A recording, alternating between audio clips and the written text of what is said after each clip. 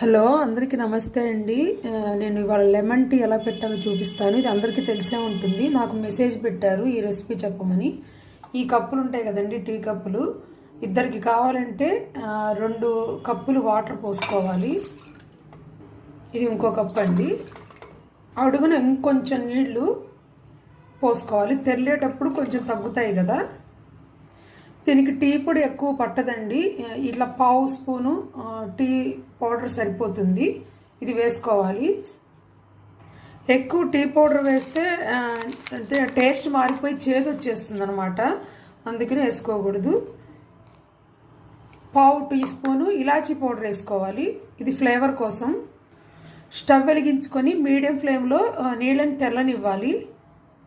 ఈ స్పూన్తో ఇద్దరికి కాబట్టి 2 చెంచాల చొప్పున, ఒక్కొక్క కప్పుకి 2 చెంచాల చొప్పున 4 ఈ స్పూన్లు పంచదార వేసుకోవాలి.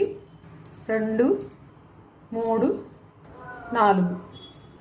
మీకు ఇంకా ఎక్కువ స్వీట్ తాగుతామంటే ఇంకొంచెం పంచదార వేసుకోవచ్చు. మీకు పంచదార ఇష్టం లేని వాళ్ళు పటికి బెల్లం పౌడర్ కూడా వేసుకోవచ్చు. నేను ఇవాళ పంచదారతో చేశాను.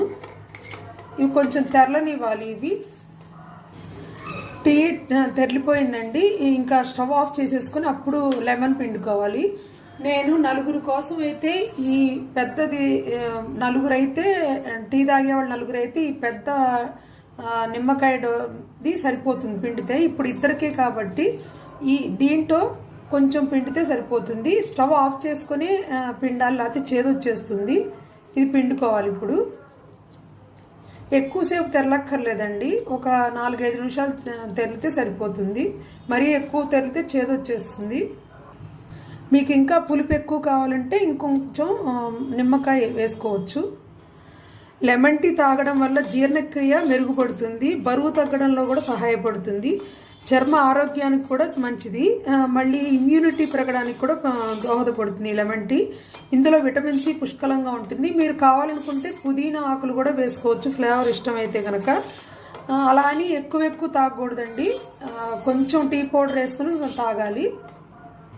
ఇప్పుడు టీని వడపోసేసుకోవాలి. ఈ లెమన్ టీ తాగడం మూలంగా జీర్ణక్రియ మంచిగా మెరుగుపడుతుంది. ఇంకా మామూలు టీ కాఫీలు బదులు ఇది తాగితే ఆరోగ్యానికి కూడా చాలా మంచిది కదా.